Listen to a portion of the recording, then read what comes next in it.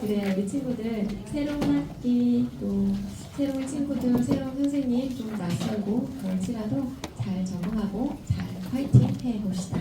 벌써 3월 중순이 되었어요. 지금 우리가 어떤 기간을 보내고 있죠? 저 사순절을 보내고 있습니다. 우리 친구들이 사순절 매 주마다 한 번씩 볼 텐데 사순절은 영어로 렌트예요. 그래서 이 기간은 부활절, 예수님이 부활하신 그날을 생각하고 준비하는 성도들의 이제 순례이죠. 예수님의 그 고난의 길을 이렇게 따라 걸으면서 새로운 생명, 지금 이 땅에서 아프고 고난당하고 힘든 이것을 지나가서 새로운 생명을 다시 얻을 것에 대한 소망을 갖는 기간입니다. 이 시간은 어떤 기간이냐면 자신을 돌아보는 회개의 시간이에요. 이 땅에서의 우리의 삶은 죄인된 삶으로서 저 마음과 생각하는 그 모든 것들이 악할 뿐인 우리는 그런 죄인이잖아요. 그런데 이 죄인으로서의 삶을 주님 앞에 내어드리고 나의 삶을 다시 회개하고 정돈하는 그런 시간이기도 해요. 그리고 이 시간은 성령님과 함께하는 성숙과 성장의 시간이다라고 이렇게 정의를 내리고 있죠. 바라기는 우리 친구들이 이 사순절 기간을 보내면서 조금 더 성장할 수 있었으면 좋겠다. 이 친구들의 몸은 지금 무럭무럭 부쩍부쩍 이렇게 정말 잘하고 있는데 몸이 자라는 것처럼 우리 친구들의 마음도 조금씩 견고해져 가고 단단해져 가고 그게 이렇게 완악하거나 이런 나쁜 의미의 단단한 것이 아니라 누가 툭 찔렀을 때 그냥 그 찔림을 당해서 막 아파하는 그런 게 아니라 그런 것들로부터 잘 나를 보호할 수 있고 잘 견뎌낼 수 있는 그런 힘을 갖는 그런 성장하고 성숙한 시간이 되었으면 좋겠다라는 생각을 해보게 돼요. 또 이 시간이 또 어떤 시간이냐면 딱 겨울에서 봄으로 넘어가는 시간인데 이 친구들이 바라기는 오늘 PPT가 초록이잖아요. 봄이 오는 것처럼 우리 친구들 마음에도 봄이 왔으면 좋겠다라는 생각을 해봅니다. 청소년의 시기가 누군가는 되게 힘들다, 어렵다 이렇게 말하는 분들도 많이 있는데 저는 그래요. 우리 친구들이 밝고 맑고 따뜻하고 싱그럽고 그런 시기가 또 청소년 시기인 것 같아요. 어디를 향해서든 뻗어나갈 수 있는 시기다라는 거죠.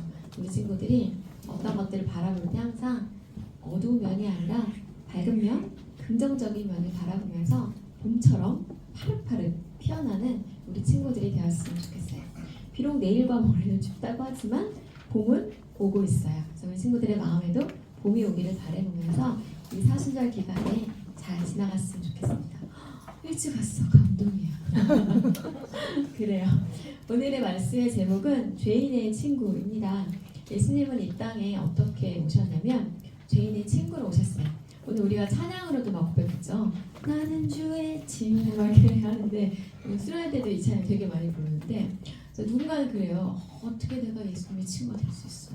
그건 너무 그런 거 아니야? 뭐 이럴 수도 있고 혹은 또 죄인의 이렇게 포커스가 딱 맞춰져서 무슨 소리야? 내가 죄인이라니? 난 죄인이 아니거든? 이렇게 얘기할 수도 있는데 한번 생각해보세요. 나는 죄인임을 인정하는 예수님의 친구가 인지 혹은 나는 죄인임을 인정하지 않는 그래서 나는 예수님의 친구가 아닌지를 생각하면서 죄인이 과연 뭘까? 라는 그런 질문을 가지고 본문 말씀을 읽겠습니다. 오늘 말씀은 마가복음 1장 14절로 20절까지의 말씀이고요. 신약성경 53쪽에 있어요. 마태복음을 지나서 마가복음입니다. 자, 신약성경 53쪽에 있고 마가복음 1장 14절로 20절까지의 말씀을 저와 기독할게요. 제가 먼저 읽겠습니다. 요한이 잡힌 후 예수께서 갈릴리에 오셔서 하나님의 복음을 전파하여 이르시되 때가 찼고 하나님의 나라가 가까이 찼으니 회개하고 복음을 믿으라 하시더라. 갈릴리 해변으로 지나가시다가 시몬과 그 형제 안드레가 바다에 그물 던지는 것을 보시니 그들은 어부라. 예수께서 이르시되 나를 따라오라. 내가 너희로 사람을 낚는 어부가 되게 하리라 하시니 곧 그물을 버려두고 따르니라.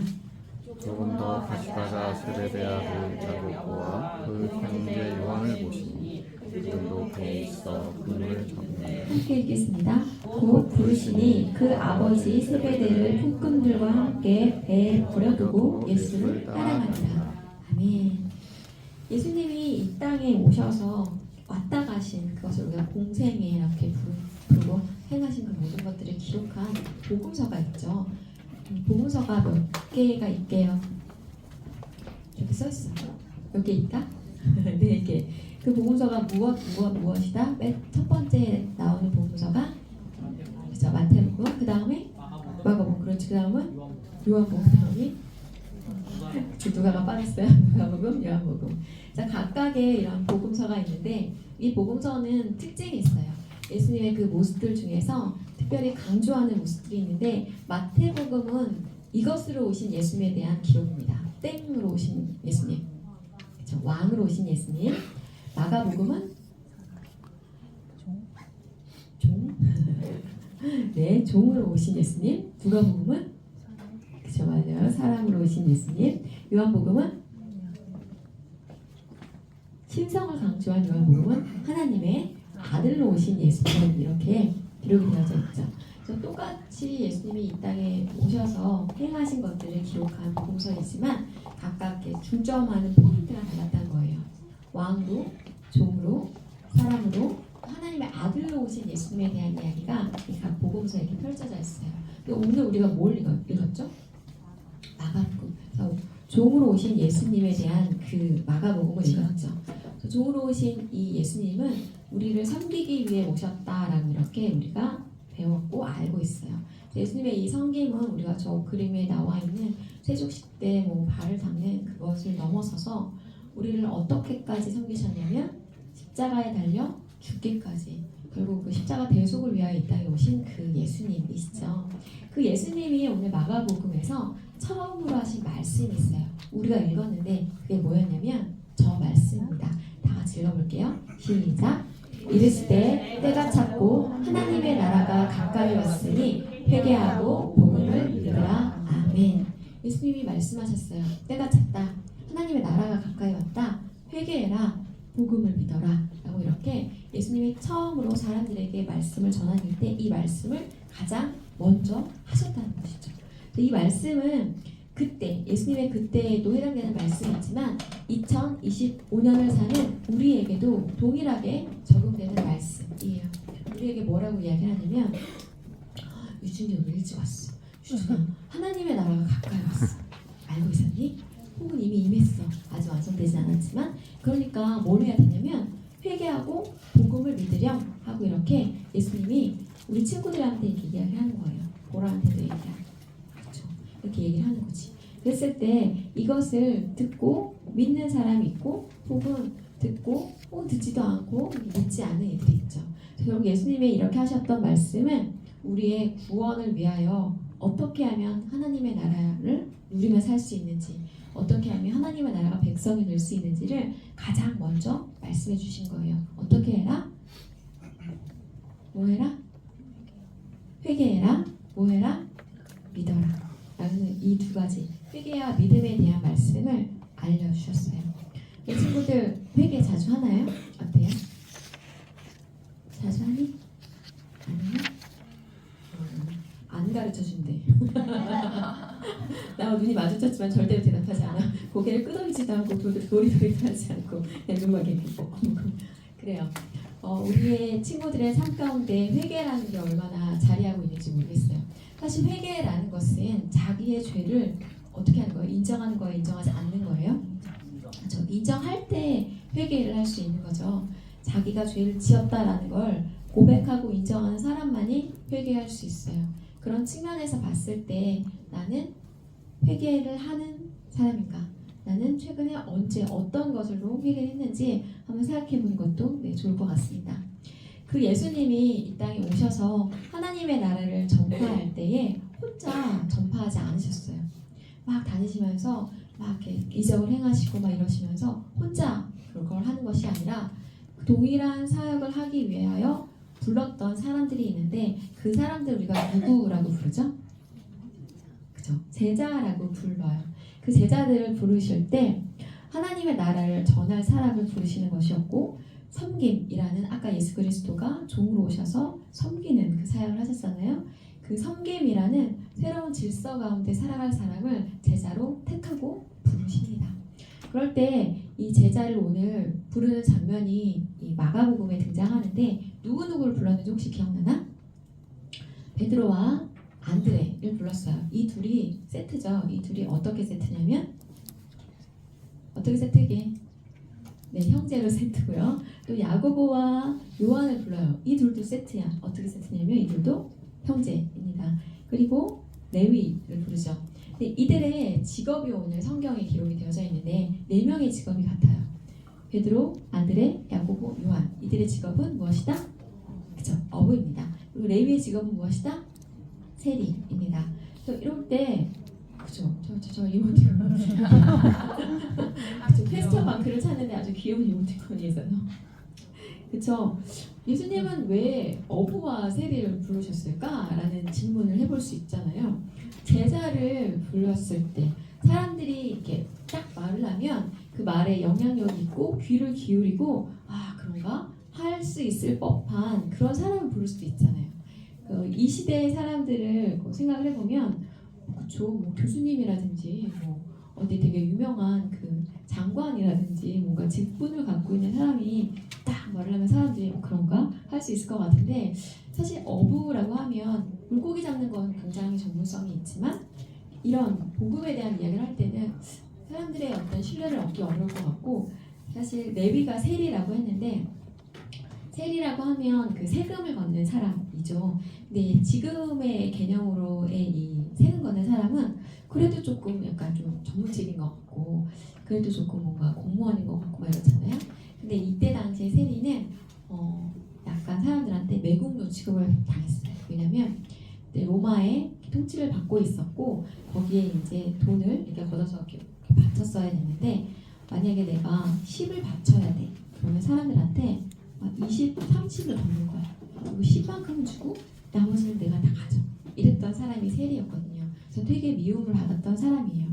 그래서 이 어부와 세리라는 건 그 당시에 되게 사람들로부터 어떤 뭐 깊은 신뢰나 어떤 믿음을 줄 만한 그런 직업이 아니라 되게 외국노 취급도 받고 되게 하찮은 일을 하는 사람들처럼 여겼던 사람인데 그러한 사람들을 불러서 제자를 삼으셨다라는 것이죠. 그럴 때 생각할 수 있죠. 아까 그 이미지처럼 왜 그랬을까? 라고 하는 그 질문에 대한 답변이 여기 있어요. 같이 읽어볼게요. 시작! 예수께서 들으시고 그들에게 이르시되 건강한 자에게는 의사가 쓸데없고 병든 자에게라야 쓸데있느니라. 나는 의인을 부르러 온 것이 아니요 죄인을 부르러 왔노라 하시니라. 아멘. 예수님이 누구를 부르러 오셨대요? 죄인. 유순이는 죄인이야? 어때? 나는 죄인 맞아요? 유순이도 안 가르쳐준대. 민서는 어때? 민서 죄인이래. 오, 그래요. 죄인을 부르러 왔대. 보라는 죄인일까? 지우는 죄인이야? 그래요. 우리 입교교육 받은 친구들은 이미 이렇게 세뇌가 되어 있어서 스스로의 죄인됨을 인정합니다. 죄인임을 인정하는 사람들에게는 그래도 희망이 있어요. 왜냐면 나를 위해 예수님이 오셨다라는 것을 인정하고 그 특권을 누리기 위해서는 내가 죄인됨을 그쵸 말하는 것부터 시작이 되기 때문이죠. 죄인. 그렇다면 죄인이 뭘까라고 했을 때 찾아봤어. 국립국어원의 표준국어대사전에 나와 있는 죄인의 정의는 이렇습니다. 첫 번째, 죄를 지은 사람 아주 클리어해요. 죄를 지은 사람 죄인이라고 부르고요. 두 번째 정의가 저는 저게 살짝 생소했어요. 우리 친구들은 생소할 것 같은데 부모의 상중에 스스로를 남에게 이르는 말. 상중이 뭐예요? 태건이 알 것 같아요. 상중이 뭐야? 부모의 상중에 문맥 가운데 파악해보자. 상중. 우리 친구한테 저 글자가 되게 낯설 수 있는데 한자를 살짝 공부했다고 해서 살짝 물어봤어요. 괜찮아 몰랐대. 상중은 그런 거예요. 부모님이 돌아가셨을 때 스스로를 남에게 이를 때 죄인이라고도 부른대요. 약간 살짝 생소한 그런 단어죠. 그리고 세 번째 뜻은 하나님의 뜻을 거역하고 명령을 받아들이지 아니한 인간, 곧 원죄로 인한 모든 인류가 죄인이야 라고 이렇게 정의가 되어져 있어요. 모든 인간, 나는 모든 인간에 속하나요? 인간이잖아. 나 동물이기도 하지만 인간이죠. 인간이기 때문에 우리 모두는 죄인이다라고 이렇게 기록이 되어져 있습니다.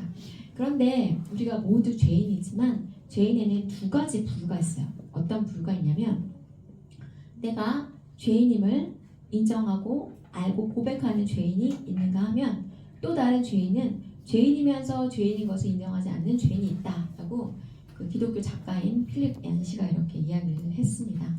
그래서 우리는 이렇게 오늘도 또 두 갈래 길에 서죠. 나는 죄인임을 인정하고 고백할 것인가 아니면 나는 끝까지 무슨 소리예요. 나만큼 착하게 사는 사람이 어디 있다고요. 라고 이렇게 바득바득 우길 것인가 라고 했을 때 아까도 이야기했지만 내가 죄인인 것을 알고 인정하고 고백하면 그래도 소망이 있어요. 왜냐하면 죄인을 구원하기 위하여 예수 그리스도가 이 땅에 오셨고 결국 나를 위하여 예수님이 오셨다라는 것을 이야기할 수 있게 되는 것이기 때문이죠. 그리고 예수님으로 인하여 나는 구원을 받을 수 있고 영생을 허락받을 수 있고 하나님의 자녀가 될 수 있고 하나님의 나라에 속한 자가 되었다라고 이렇게 이야기할 수 있기 때문에 우리가 죄인인 것을 알고 고백하는 것이 매우 중요합니다. 우리 친구들이 스스로 나는 태어날 때부터 죄 가운데 태어났고 내가 생각하고 말하고 행동하는 것이 참으로 악하구나 라는 걸 인정하고 그러하기 때문에 저는 예수님이 필요해요. 전 예수님 없이는 안 돼요. 저는 이렇게 부족하기 때문에 연약하기 때문에 완악하기 때문에 주님 없이 살 수 없어요. 라고 해서 주님께로 나아갈 수 있는 우리 친구들이 되었으면 좋겠습니다. 우리 친구들이 성장하기 때는 이렇게 막 잘 그래도 신앙 안에 있다가 어른이 되었고 내가 뭔가를 막 선택할 수 있을 그때에 그쵸 내가 이때를 기다렸어 라고 하면서 주님을 떠나 멀리 떠나 교회를 떠나 이렇게 사는 친구들도 간간히 만나게 되는데 그때 기억해야 할 것은 나에게서 예수 그리스도를 빼고 나면 난 정말 남는 게 정말 죄밖에 없구나 라는 걸 기억할 수 있었으면 좋겠어요. 내가 그래도 이렇게 살 수 있는 것은 주님 안에 있기 때문에 라는 걸 인정하고 죄인임을 인정하고 주님께로 나아가는 우리 친구들이었으면 좋겠습니다. 그래서 오늘도 예수님은 우리 친구들 이렇게 부르세요. 콜링 하시죠. 그래서 이렇게 어두침침한 컴컴한 날, 눈 뜨기 싫은 날 오늘도 물어보면 어제 5시에 잤어요 하는 친구가 분명히 있을 텐데 3시에 잤어요 하는 친구가 있을 텐데 그럼에도 불구하고 이 아침에 눈을 떠서 이 자리에 온 것은 그래도 주님의 그 부르심에 응답해서 이 자리에 있다라는 생각이 들어요. 이렇게 부르심에 응답하는 삶은 어떤 삶이냐라고 했을 때 대가를 지불하는 삶이에요. 그래서 대가? 내가 무슨 대가를 지불했더라? 라고 생각해 볼 수 있는데 우리 친구들은 그렇죠.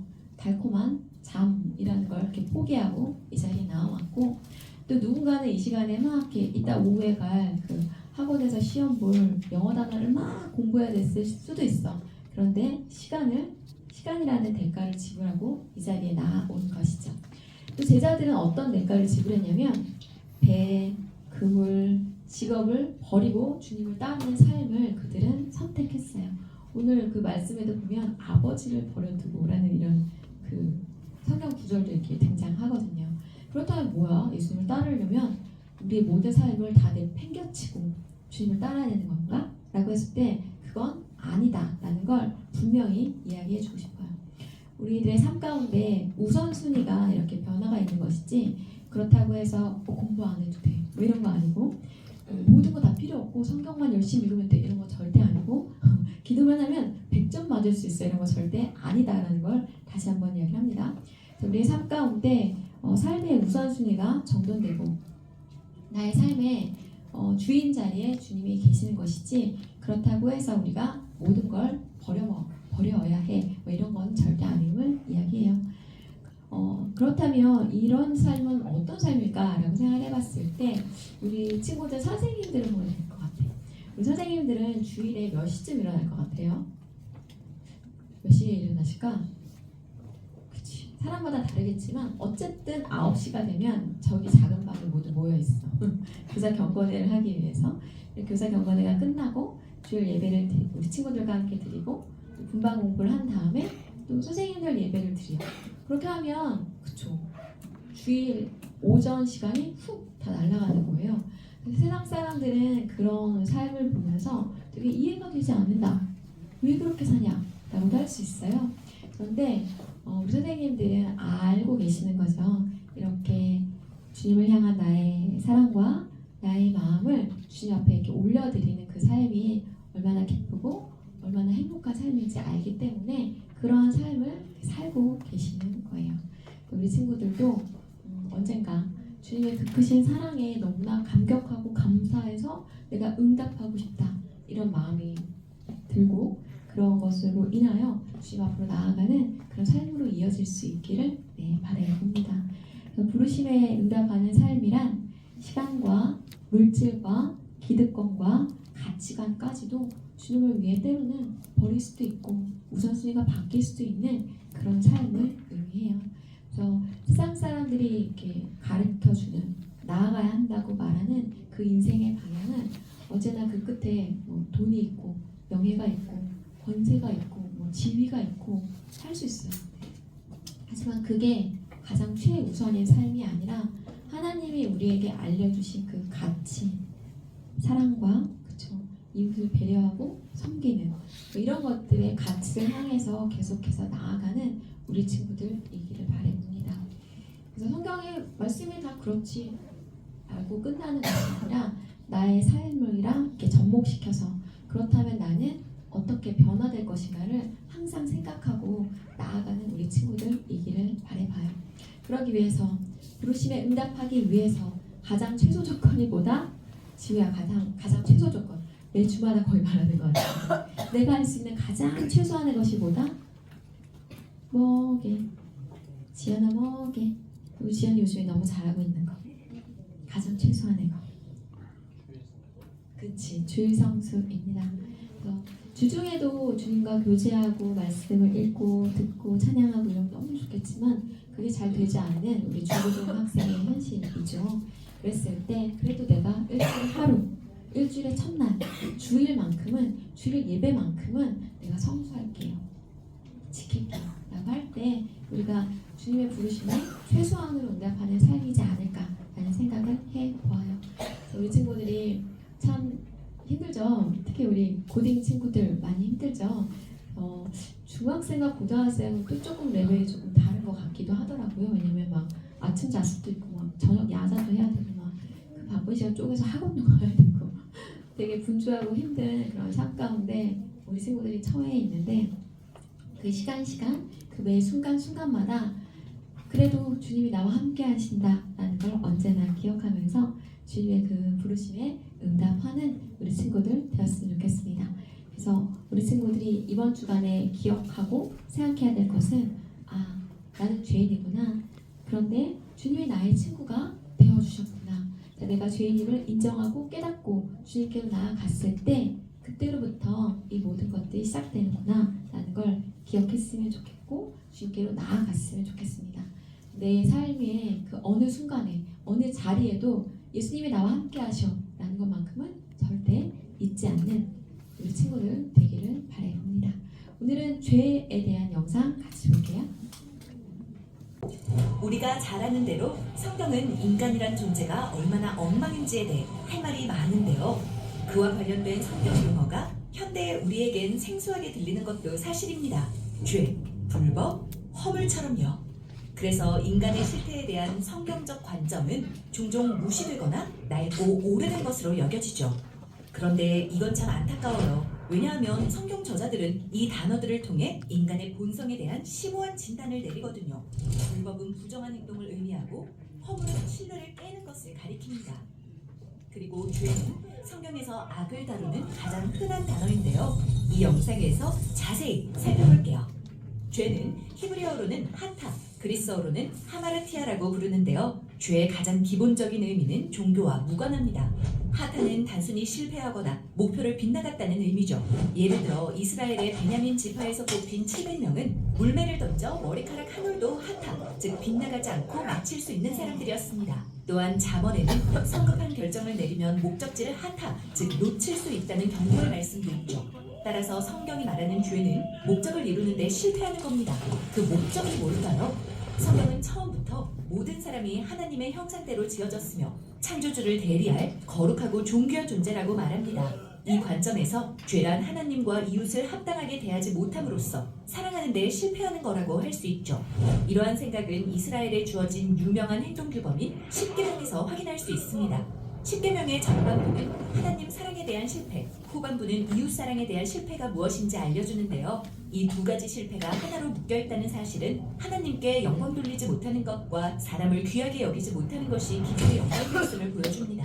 이게 바로 성경에서 사람에 대한 죄가 곧 하나님에 대한 죄인 이유죠. 예를 들어 요셉은 보디발의 아내의 유혹을 뿌리칠 때 내가 어떻게 하나님께 죄를 짓겠습니까? 라고 말하는데요. 그의 생각에 하나님의 형상대로 지어진 사람을 귀하게 여기지 못하는 것, 하나님을 사랑하지 못하는 것과 같았던 거죠. 그래서 죄는 진정한 인간이 되는데 실패하는 것입니다. 그러나 이뿐 아니라 죄에 대한 또 다른 흥미로운 점은 성경의 인물들이 죄를 지으면서도 그걸 인식하지 못하거나 심지어 자신이 잘하고 있다고 착각하는 건데요. 예를 들어 이집트의 경제를 발전시키고 안보를 굳건히 하려는 바로에게 이스라엘을 노예로 삼는 건 정당한 일이었습니다. 그는 자기가 잘하고 있다고 생각하지만 실은 큰 잘못을 저지르고 있다는 걸 전혀 모르죠. 또 다윗을 죽이려고 광야를 돌아다니던 사울 왕도 자신이 범죄자를 심판하고 있다고 착각했지만 자기야말로 타락한 사람이라는 걸 깨닫고 내가 죄를 지었다, 내가 큰 잘못을 저질렀다고 말합니다.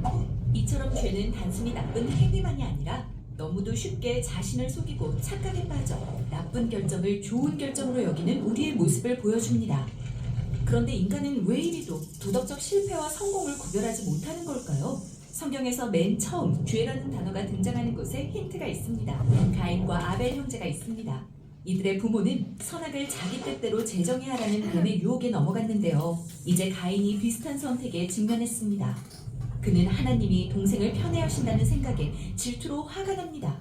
이에 하나님은 가인에게 네가 선을 행하지 않으면 한타가 문 앞에 도사리고 있다. 죄가 너를 원하지만 너는 죄를 다스려야 한다라고 경고하시죠.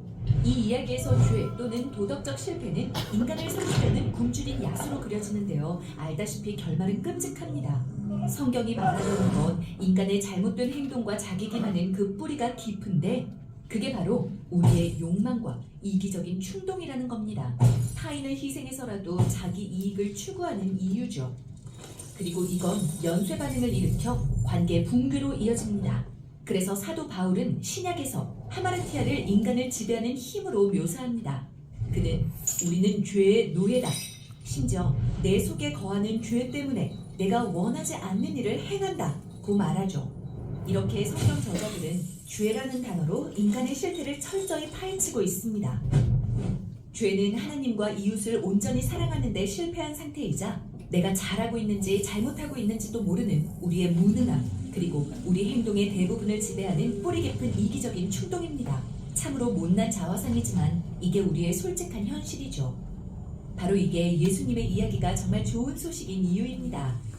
예수님은 하나님과 이웃을 사랑하는 데 실패하지 않으신 진정한 인간이 되신 창조주이십니다. 즉, 죄를 짓지 않으셨죠. 그런데도 그분은 실패한 인류의 역사를 책임지셨습니다. 그분은 다른 이들을 위해 사셨고 그들의 죄를 위해 죽으셨고 그들의 허물을 덮기 위해 죽음에서 부활하셨습니다. 사도들의 말을 빌리자면 그는 죄를 짓지 않으셨지만 우리 죄를 몸소 지고 십자가에 달리셨습니다. 그것은 우리가 죄에는 죽고 의에는 살게 하시려는 것이었습니다. 이게 성경의 죄라는 단어에 담긴 이야기입니다. 네, 우리 실존은 이렇게 죄인입니다. 생각하거나 행동하거나 말하는 모든 것이 악할 뿐인 그런 죄인임을 우리가 스스로 깨닫고 그래서 저는 주님이 필요합니다 라고 이렇게 고백할 수 있는 우리 친구들 되기를 바랍니다. 우리 친구들의 마음이 혹시 아픈 친구들이 있다면 우리가 찬양했었던 것처럼 예수님을 부르고 예수님께 나아가는 그런 시간이기를 바랍니다. 예수 예수 함께 찬양하시겠습니다.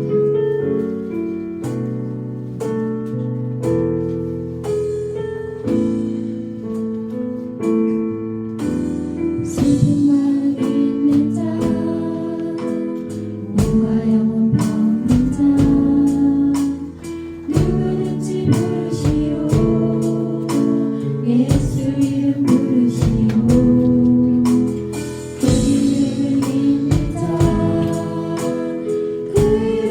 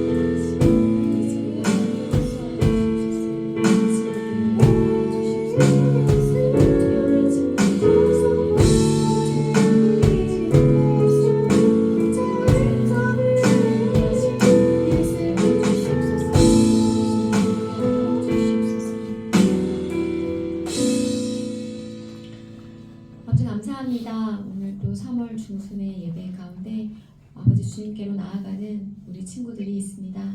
주님 우리 친구들을 기억하여 주시옵소서. 죄인의 친구로 이 땅에 오신 예수님 우리의 친구가 되어주시니 감사드립니다. 우리 친구들이 그리고 선생님들이 저 주님 앞에 고백합니다. 우리의 힘으로는 우리의 능력으로는 우리의 어떠함으로는 결단코 죄를 이길 수 없음을 죄를 다스릴 수 없음을 주님 앞에 고백하며 나아갑니다. 그러하오니 주님 이 시간 이 자리에 찾아오시고 이 자리에 좌정하여 주시며 우리 친구들의 마음 가운데 임하여 주시옵소서. 그래 우리 친구들의 삶을 주님이 친히 다스리시고 통치하시며 인도하여 주시옵소서. 우리의 친구라 말씀하신 주님 우리 친구들이 언제 어디에 있든지 외롭지 않게 하시고 혼자라는 느낌이 들지 않게 하시며 언제나 내가 너와 함께 있다 말씀하여 주시옵소서. 새학기가 시작된 지 2주가 지났습니다. 적응이 잘 된 친구도 있을 것이고 아직은 여전히 낯설고 힘들고 친구가 없고 이런 친구도 있을 줄 압니다. 아버지 우리 친구들의 마음 가운데 찾아가 주셔서 우리 친구들이 언제 어디서든지 당당하게 떳떳하게 하나님의 자녀답게 밝게 긍정적으로 생활할 수 있도록 주여 역사하여 주시옵소서. 언제나 주님의 택함받고 부름받은 난 하나님의 자녀라는 것을 결단코 잊지 않게 하여 주시고 내가 죄인 되었을 그때라도 나를 친구라 부르시고 나를 사랑하시는 분이 계시다라는 것을 우리 친구들이 깨닫게 하여 주시옵소서. 그래 죄인된 우리들이지만 그 죄인됨에도 불구하고 주님 앞으로 나아갈 수 있도록 우리를 부르시는 주님 감사합니다 라고 고백하는 우리 친구들 될 수 있게 도와주시옵소서. 힘들고 지친 영혼들이 있습니다. 육신의 그 피로함도 깨끗이 아버지 제하여 주시고 또한 마음 가운데 있는 어려움도 주님이 친히 찾아가 주셔서 그 상처를 예수 그리스도의 보혈로 아버지 덮고 깨끗이 하시며 싸매어 주시옵소서. 그래 온전히 깨끗하게 정결하게 거룩하게 구별되어서 다시 한번 세상 가운데로 나아가는 귀한 우리 청소년부 친구들 될 수 있도록 역사하여 주시옵소서.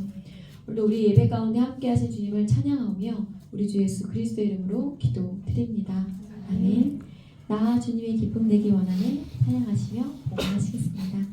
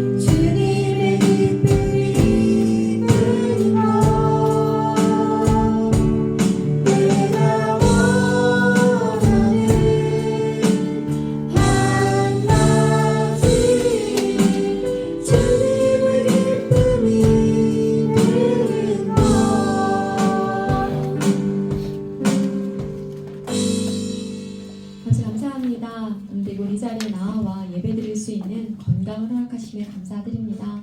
체력을 허락하시며 감사드립니다. 매 주마다 드려지는 예배이지만 아버지 매 주마다 드려지는 이 예배를 저희가 정말 기대하게 하시고 기쁨으로 드리게 하시며 감사함으로 나아올 수 있도록 주께서 친히 역사하여 주시옵소서. 그리고 찬양으로 고백했던 것처럼 우리 친구들 한 사람 한 사람이 주님의 기쁨이 되기를 기도합니다. 아버지 우리의 존재 자체만으로도 너무나 기뻐하시지만 바라옵기는 우리가 하나님의 자녀로 정말 거룩하게 구별된 삶을 삶으로 아버지 주님께 더욱더 기쁨이 되는 그런 존재가 되고 싶습니다. 아버지 우리 친구들의 마음을 다스려 주시고 생각을 다스려 주셔서 아버지 정말 주님의 기쁨 되는 삶으로 나아갈 수 있도록 주께서 친히 역사하여 주시옵소서. 구별하여 올려드리는 많은 손길들, 재물들, 건강과 삶과 그 모든 것 주님이 친히 받으시고 주님이 원하시는 그곳에 사용하여 주시옵소서. 이제는 우리 주 예수 그리스도의 은혜와 아버지 하나님의 사랑과 성령님의 교통하심이 자신의 죄인됨을 고백하고 주님의 필요하다 말하며 나아가는 귀한 우리 청소년 친구들 머리 위에 섬기시는 선생님들 위에 주님의 몸된 교회 위에 이제부터 영원까지 함께 있을지어다. 아멘.